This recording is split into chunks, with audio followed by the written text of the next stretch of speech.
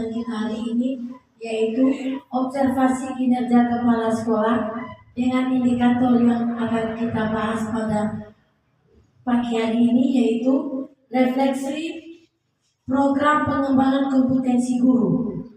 Dari indikator keberhasilan yang akan kita capai yaitu upaya memandu refleksi pelaksanaan program pengembangan kompetensi guru untuk meningkatkan kualitas pembelajaran. Dari indikator keberhasilan itu ada 3 tahap. Ada 3 tahap refleksi. Yang pertama, memandu refleksi mendalam termasuk membicarakan kesulitan dalam pengembangan kompetensi guru.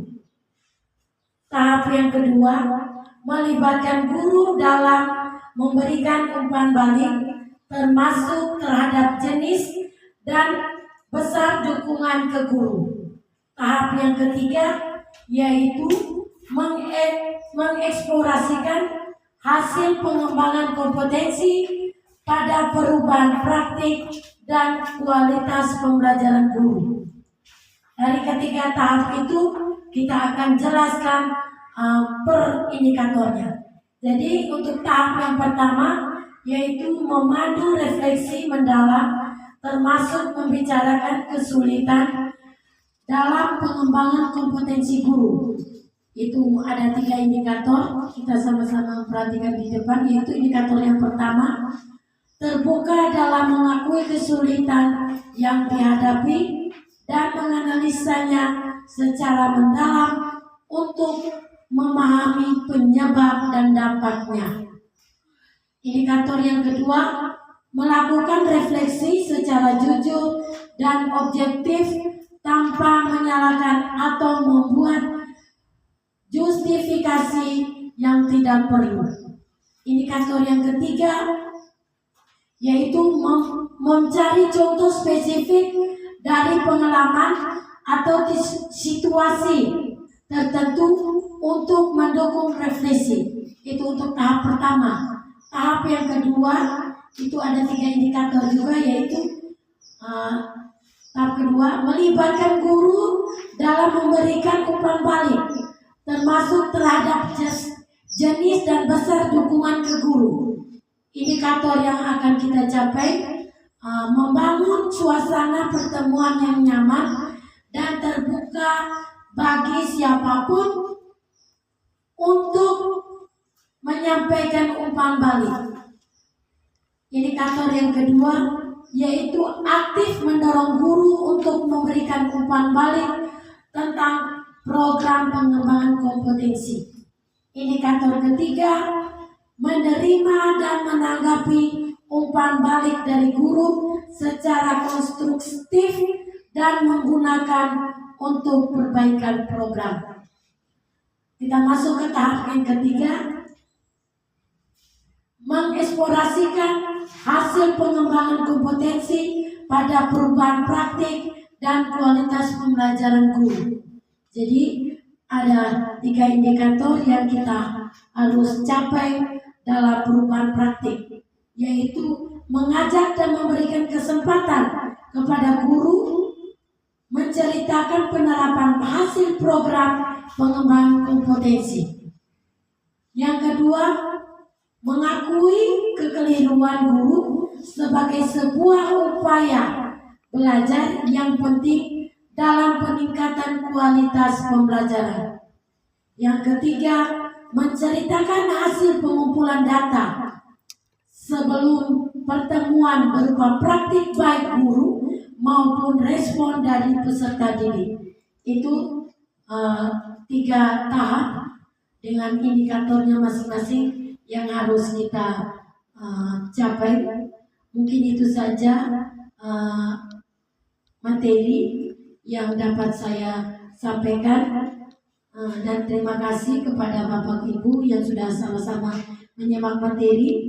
Untuk selanjutnya yaitu saya memberikan kesempatan untuk guru kelas 5 memaparkan hasil observasi yang dilakukan oleh kepala sekolah kepada guru, kepada Pak kelas 5 waktu dan tempat, saya persilakan untuk memaparkan proses pembelajaran pada saat observasi. Saya selaku guru wali kelas 5, sedikit saya akan menceritakan apa yang saya lakukan di pengelolaan kinerja mengenai dengan observasi kinerja guru. Di dalam pengelolaan kinerja itu saya mengambil indikator aktivitas interaktif, indikator keberhasilan, yaitu upaya pembelajaran yang memfasilitasi kolaborasi dan komunikasi antar peserta didik untuk meningkatkan efektivitas pembelajaran. Fokus pembelajaran yang pertama, memfasilitasi kegiatan pembelajaran yang memberikan peran pada semua peserta didik. Yang kedua, mengajukan pertanyaan yang menstimulasi proses diskusi dan berpikir kritis. Yang ketiga, memfasilitasi terjadinya diskusi kelompok yang interaktif, kritis, dan inklusif. Dari ketiga fokus pembelajaran ini, ada langkah-langkah yang saya harus lakukan di dalam observasi pembelajaran. Yang pertama, memfasilitasi kegiatan pembelajaran yang memberi peran pada semua peserta didik. Ini saya lakukan ada 3 hal. Yang pertama, memotivasi semua peserta didik untuk berperan aktif dalam proses pembelajaran. Yang kedua, menyediakan peran dalam kelompok untuk memastikan semua anggota mendapat peran. Dan yang ketiga, memberi dukungan dan kesempatan pada peserta didik yang pasif untuk berperan. Di dalam tahap yang kedua, yaitu mengajukan pertanyaan yang menstimulasi proses diskusi dan berpikir kritis. Ini ada langkah-langkah yang saya harus lakukan. Yang pertama, mengajukan pertanyaan terbuka untuk memancing proses diskusi dan berpikir kritis. Yang kedua, mengajukan pertanyaan yang mengaitkan konsep yang dipelajari dengan konsep yang sebelumnya mereka pelajari. Terus yang ketiga, mengajukan dan meminta peserta didik membandingkan 2 konsep yang berbeda tadi. Terus tahap yang ketiga, memfasilitasi terjadinya diskusi kelompok yang interaktif, kritis, dan inklusif. Apa yang saya harus lakukan? Di sini ada 3. Yang pertama, memotivasi peserta didik untuk menyampaikan pendapat secara terbuka. Yang kedua, mengajukan pertanyaan yang memicu terjadinya diskusi kelompok. Dan yang ketiga, berkeliling kelas untuk memberikan bimbingan pada kelompok dalam berdiskusi. Jadi di dalam observasi kemarin, yaitu pada tanggal 22 Maret, itu saya diobservasi oleh Ibu Kepala Sekolah. Di dalam observasi itu saya memilih pembelajaran berdiferensiasi dengan materi pembelajaran, yaitu menghitung luas bangun data. Kebetulan saya mengajar matematika kemarin, saya ambil luas bangun data. Jadi sebelum pembelajaran saya membentuk kelompok. Saya membentuk kelompok menjadi 3 dengan gaya belajar anak. Yang pertama saya pilih kelompok visual. Setelah itu saya pilih lagi kelompok 1 auditori atau audio visual. Yang ketiga baru kinestetik. Di sini saya jelaskan sedikit mengenai visual. Visual itu gaya belajar anak yang mengutamakan pendengaran. Dia lebih hobinya mendengar daripada menulis. Kalau audio visual itu anak lebih senang melihat video, melihat gambar. Terus kalau kinestetik berarti anak hobinya langsung praktek. Dia hobinya langsung praktek dengan menggambarkan dan sebagainya, macam-macam. Setelah itu saya membagi mereka dalam kelompok, saya menjelaskan langkah-langkah sesuai dengan apa yang saya pelajari. Nah, setelah saya menjelaskan materi, saya memberikan 4 kali pertanyaan-pertanyaan terbuka tadi yang seperti yang saya jelaskan di depan tadi. Terus setelah saya menjelaskan materi tadi, saya membagikan setiap kelompok dengan lembar kegiatan belajar siswa tadi. Nah, mereka mengerjakan sesuai dengan gaya belajar mereka. Yang kinestetik, dia hobinya menggambar ya, langsung menggambar. Kalau yang visual, kita harus langsung bertanya. Dia tidak perlu untuk kita tulis di papan tulis, tidak perlu. Kalau yang audio visual, kita harus memberikan videonya, gambar. Jadi yang saya tampilkan kemarin ya, dengan videonya, dengan menyediakan buku gambarnya, dengan audionya. Nah, jadi di dalam pembelajaran itu setelah mereka mengerjakan, saya memberikan kesempatan mereka untuk mempresentasikan hasil kerja mereka di depan kelas. Jadi setiap kelompok saya berikan kesempatan mereka untuk maju. Setelah mereka memaparkan, saya memberikan motivasi, memberikan aplaus kepada mereka supaya mereka lebih semangat lagi untuk belajar. Nah, itu yang saya lakukan. Dan tadi di awal itu saya mengajukan pertanyaan-pertanyaan terbuka, walaupun siswa menjawabnya salah, kita jangan langsung bilang salah, tetapi kita harus motivasi mereka. Nah, sehingga mereka tidak merasa bahwa mereka punya mentalitas itu turun, tidak. Mereka pasti akan lebih giat lagi untuk belajar. Jadi setelah saya memberikan pembelajaran, terakhirnya saya mengevaluasi si peserta didik dengan format penilaian formatif dan normatif. Dari pengalaman yang saya alami waktu observasi itu, saya merefleksikan diri kembali bahwa ada kekurangan-kekurangan yang saya hadapi pada saat saya melakukan pembelajaran di kelas. Kekurangan yang pertama yang saya hadapi yaitu kurangnya fasilitas media pembelajaran.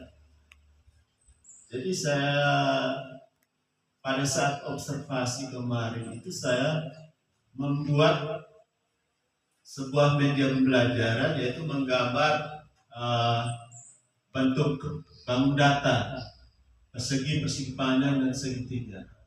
Inisiatif yang saya lakukan ya saya mencari bahan-bahan yang tidak terpakai di luar, saya buat kreasikan dalam bentuk sebuah media pembelajaran yang berbentuk persegi, persegi panjang dan segitiga tersebut. Jadi itu kekurangan yang saya hadapi, itu media pembelajaran. Itu menjadi tantangan buat saya. Terus yang tantangan yang kedua atau kendala yang kedua yang saya hadapi mungkin dari dalam diri saya sendiri, yaitu kompetensi terhadap penguasaan metode pembelajaran yang saya terapkan. Di sini saya jujur, saya masih belum memaksimalkan apa yang saya terapkan di dalam kelas mengenai dengan pembelajaran dan diferensiasi. Jadi upaya yang saya harus lakukan yaitu mencari atau mengikuti pelatihan-pelatihan yang lebih mendalam lagi, baik secara daring maupun secara luring mengenai dengan pembelajaran berdiferensiasi. Kalau secara daring, mungkin saya bisa mencarinya di dalam PMM mengenai dengan pembelajaran berdiferensiasi. Mungkin itu saja refleksi saya terhadap observasi yang saya lakukan kemarin. Sekian saja dulu, saya serahkan kembali mic ke Ibu Paulus. Baik, terima kasih kepada Pak Kelas 5 yang sudah menyampaikan hasil observasi yang dilakukan oleh kepala sekolah, kekurangan dan kelebihan yang di mana tadi kita sudah sama-sama mendengarkan apa yang sudah disampaikan guru wali kelas 5. Mungkin kita sama-sama bisa menyaksikan video proses pembelajaran yang dilakukan oleh guru kelas 5 pada saat observasi yang dilakukan oleh kepala sekolah. Baik, tadi kita sudah sama-sama mendengarkan paparan yang sudah disampaikan oleh guru kelas 5. Sambil kita menyaksikan video proses pembelajaran yang dilakukan oleh kepala sekolah kepada guru kelas 5, saya memberikan kesempatan kepada Bapak Ibu guru mungkin dapat memberikan tanggapan atau umpan balik terhadap hasil observasi yang dilakukan oleh kepala sekolah kepada guru kelas 5. Kepada Bapak Ibu, waktu dan tempat saya persilakan. Baik, Ibu kelas 1, kami persilakan. Terima kasih atas waktu dan kesempatan yang diberikan kepada saya. Untuk pembelajaran yang dilakukan oleh Bapak kelas 5 itu menurut saya sudah sangat bagus, sudah dapat memfasilitasi anak dan juga memberikan motivasi pada pembelajaran dan tidak mengurangi atau menjatuhkan mental anak pada saat anak menjawab pertanyaan yang diberikan oleh Pak, tapi pertanyaannya itu salah. Sebenarnya itu sudah sangat bagus. Saya juga di sini menghadapi kendala yang seperti dialami Bapak kelas 5, yaitu kita menggunakan metode pembelajaran berdiferensiasi, di mana saya juga di kelas baru pertama kali menggunakan metode pembelajaran berdiferensiasi, sehingga ada media pembelajaran yang tidak sempat saya gunakan pada saat observasi yang dilakukan Ibu Kepala. Dan jujur, hal juga seperti Pak Vincent alami juga, saya juga kurang menguasai beberapa metode, sehingga ada metode pembelajaran atau tahapan pembelajaran itu di penutupan pembelajaran saya lupa dengan membuat kesimpulan. Tapi selebihnya itu saya merasa untuk berbicara sudah sangat bagus. Sedikit masukan dari saya untuk media pembelajaran tentang bangun ruang itu sebenarnya ada di kelas 1 dan di kelas 6.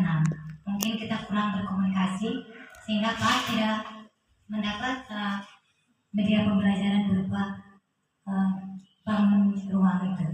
Terima kasih.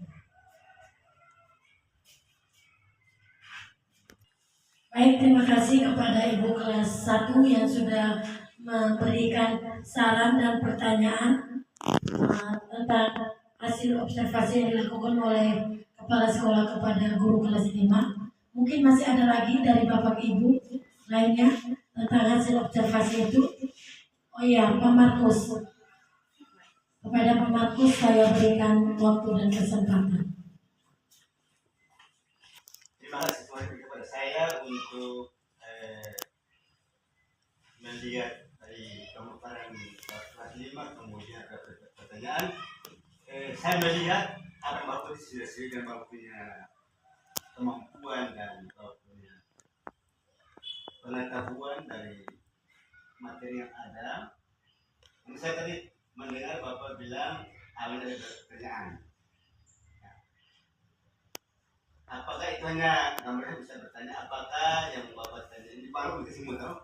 Apakah yang ada di kegiatan pertanyaan itu apakah materi kemarin ataukah hanya pada materi hari ini dan untuk besok?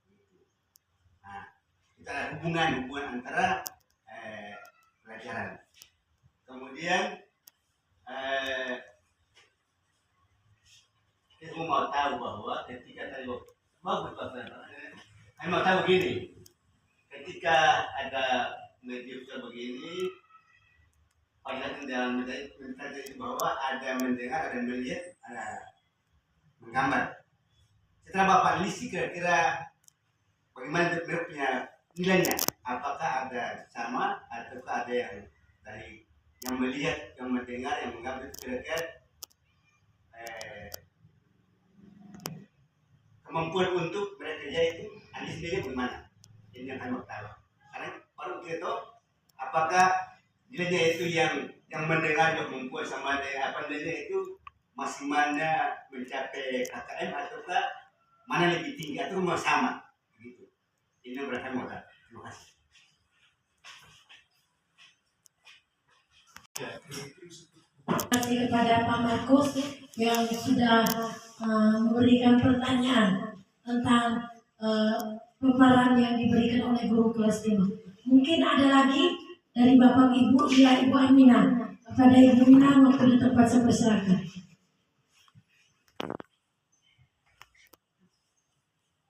Baik, terima kasih kesempatan daripada saya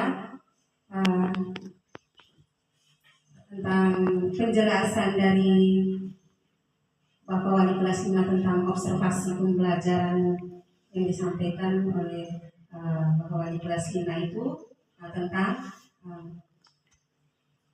pembelajaran berdiferensiasi, yaitu pengelompokan, yaitu antara 3 kelompok itu kelompok audio visual, kinestetik, dan kelompok auditori. Nah, yang saya mau pertanyakan itu kepada Bapak Wali kelas 5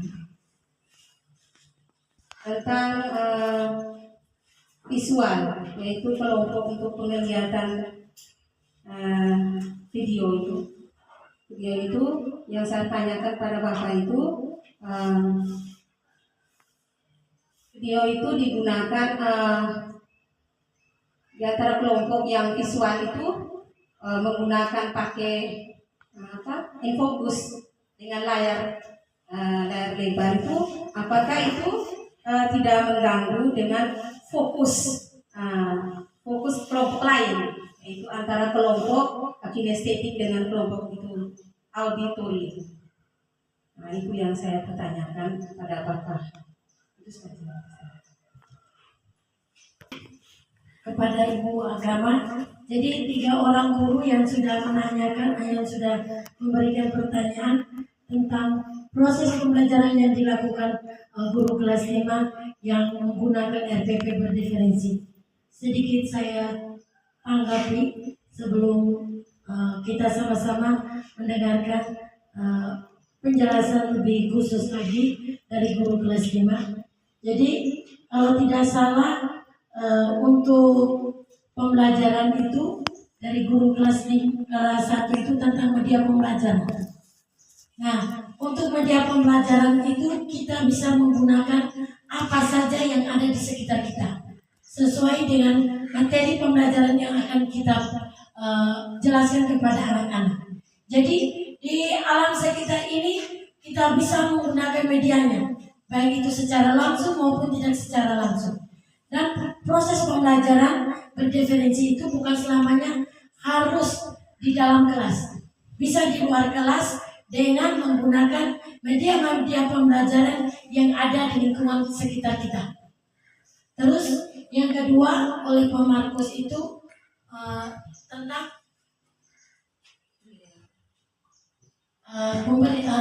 pertanyaan terbuka. Untuk pertanyaan itu kita berikan kepada siswa itu pertanyaan-pertanyaan sesuai dengan apa yang mereka pelajari hari ini. Apa yang mereka pelajari hari ini. Seperti tadi tentang bangun ruang. Jadi di situ anak dikelompokkan menjadi 3 bagian. Nah, bagian visual, audio visual dengan kinesti. Nah, di situ anak pasti kita memberikan kesempatan untuk anak bisa menemukan. Mereka bisa saling menilai antara dari kelompok yang satu dan kelompok yang lain. Dari situ terjadilah proses pengembangan penilaian antara teman sejawat, antara teman yang satu dengan teman yang lain. Di situ mereka bisa berbagi ilmu yang mereka dapat, baik secara pengamatan, menonton, baik secara langsung. Dari situ ketika kelompok anak itu mereka bisa berbagi apa yang mereka pelajari. Dari situ mereka bisa menilai terhadap teman-teman mereka sendiri. Nah, dari situ terjadilah pengembangan proses di mana pembelajaran hari itu apa yang mereka dapatkan yang diberikan oleh guru itu dapat tercapai. Bisa mengerti Pak? Terus tentang ibu agama, tentang media dari ketiga kelompok itu. Jadi untuk tiga kelompok itu yang sudah diberikan guru sesuai dengan karakter dan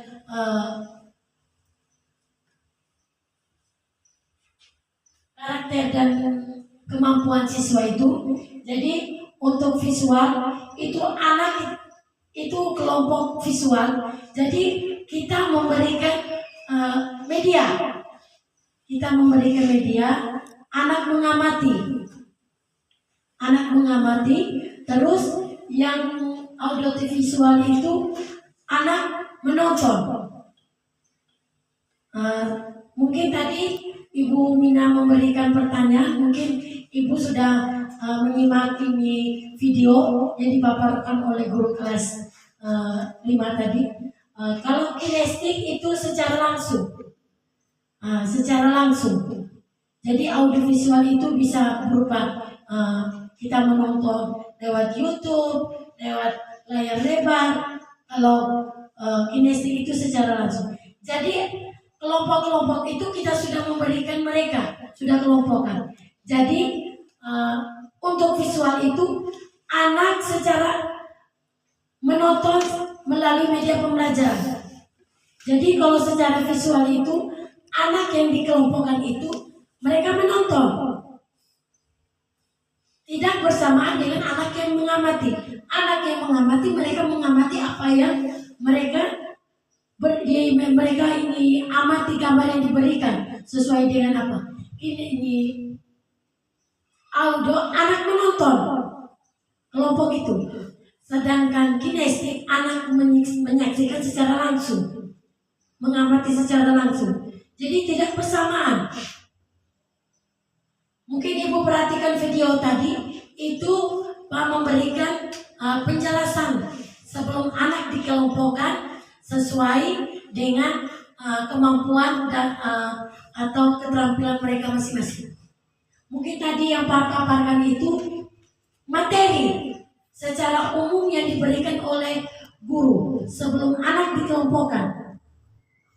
Mungkin Pak bisa ada video yang Pak menjelaskan anak itu sesuai dengan kelompoknya masing-masing. Yang kelompoknya mengamati sendiri, yang menonton sendiri, yang menyaksikan secara langsung itu sendiri. Mungkin tadi video yang dipaparkan Pak itu guru wali kelasnya memberikan materi secara garis besar sebelum anak dikelompokkan. Jadi sebelum anak setelah mengamati materi, anak bisa mengamati sesuai dengan materi yang sudah diberikan. Bisa paham? Untuk lebih jelasnya, saya sarankan mic kepada guru kelasnya, mungkin bisa menambahkan apa yang belum lengkap dari saya. Kepada Pak, waktu dan tempat saya persilakan. Baik, terima kasih Kepala Sekolah. Saya mencoba untuk menjawab beberapa pertanyaan. Terima kasih banyak. Ini mungkin pertanyaan yang sangat bagus untuk saya. Yang pertama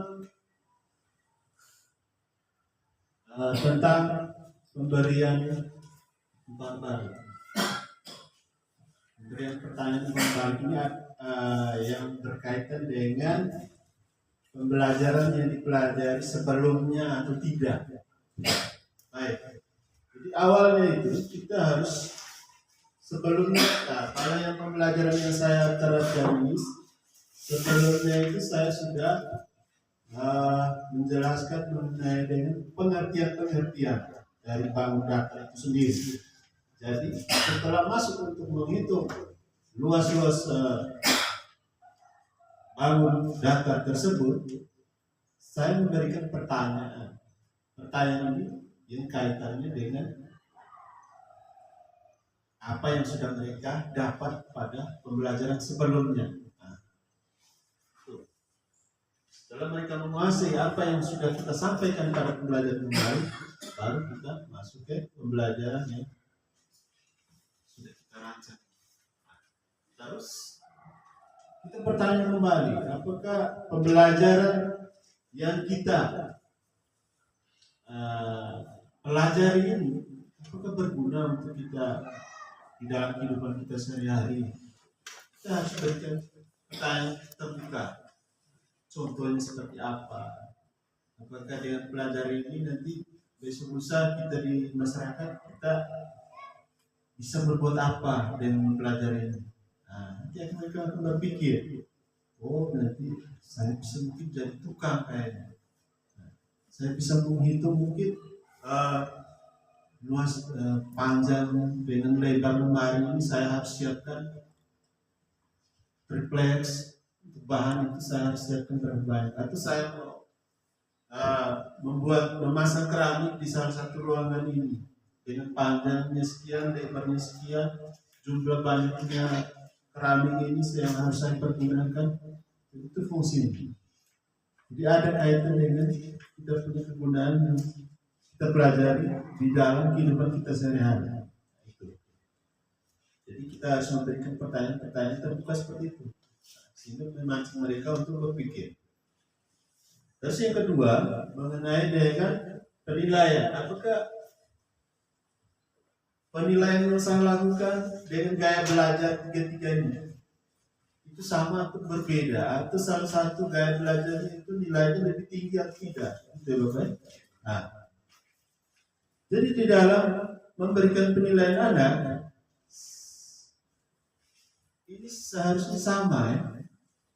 Hanya gaya belajarnya, gaya belajar, fungsi dan tujuan yang kita terapkan di dalam gaya belajar itu hanya untuk membuat siswa itu memahami secara penuh apa yang dia pelajari.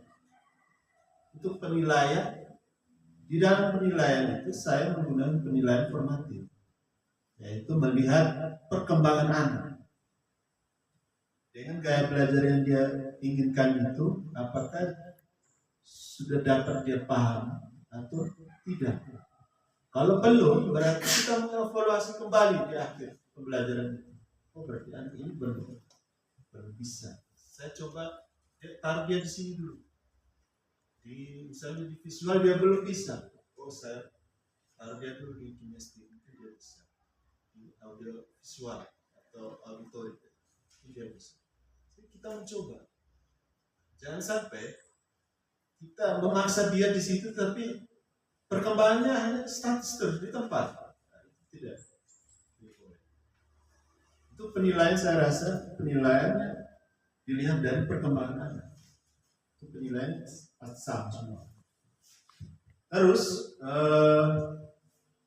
mengenai dengan apa yang ditanyakan oleh Ibu Agama tadi, mengenai dengan apakah di dalam proses pembelajaran itu ada 3 gaya belajar itu, guru memberikan pembelajaran langsung sekalian atau per minat belajar Anda.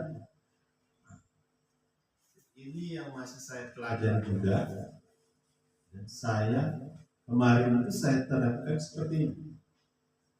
Saya menampilkan video, tetapi di dalam video itu sudah dijelaskan secara keseluruhan. Kan visual ini mendengarkan, saya sudah siapkan dengan soundnya.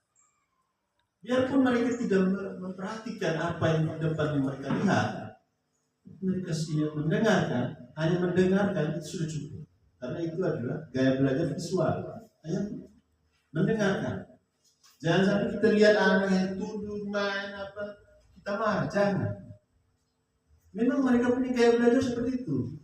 Mereka tidak perhatikan di depan, tetapi secara tidak langsung mereka dengar, itu yang mereka ingin. Mereka dengar apa yang disampaikan itu. Itu visual. Kalau auditori itu mereka melihat gambar video senang menonton. Harus kinestetik bagaimana? Kinestetik itu nanti kita siapkan media atau tubuh gambar apa segala macam, kita siap untuk mereka. Jadi mereka perhatikan di depan. Oh, cara kerjanya video itu banyak bentuknya. Video dalam bentuk penjelasan, video dalam bentuk praktikan. Video dalam praktikan itu ya untuk kinestetika. Jika melihat langsung mereka praktek di situ. Mereka langsung praktek buat menggambar. Di samping itu kita sebagai guru memperhatikan perkembangan dengan memberikan pendidikan formatif tadi. Seperti itu. Mungkin itu saja penjelasan. Mungkin masih ada yang kurang. Sudah pas ya? Oke, itu saja penjelasan saya. Terima kasih.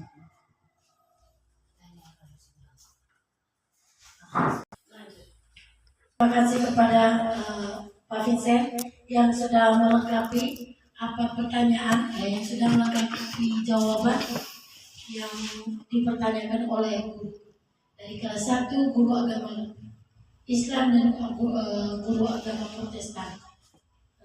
Kesimpulan kita pada refleksi program pengembangan kompetensi guru itu ada beberapa hal yang perlu saya sampaikan, dan selaku pimpinan yang menjadi tanggung jawab saya untuk kedepannya untuk meningkatkan kompetensi guru dalam pembelajaran, itu yang menjadi kekurangan yang kita hadapi sekarang, yaitu yang pertama yaitu tentang media pembelajaran. Media pembelajaran itu akan kita anggarkan dalam rencana anggaran sekolah melalui dana BOS. Yang kedua tentang kompetensi guru itu mengenai pembelajaran secara daring bisa kita saksikan atau kita bisa mempelajari di dalam PMN tentang metode pembelajaran berdiferensi yang lebih baik lagi agar dapat meningkatkan kompetensi kita guru.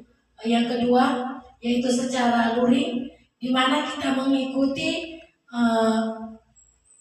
kegiatan pelatihan yang dilakukan di dalam komunitas KKG atau dalam kegiatan di UUS. Mungkin itu yang dapat saya simpulkan pada kegiatan kita pada pagi hari ini tentang refleksi program pengembangan kompetensi guru.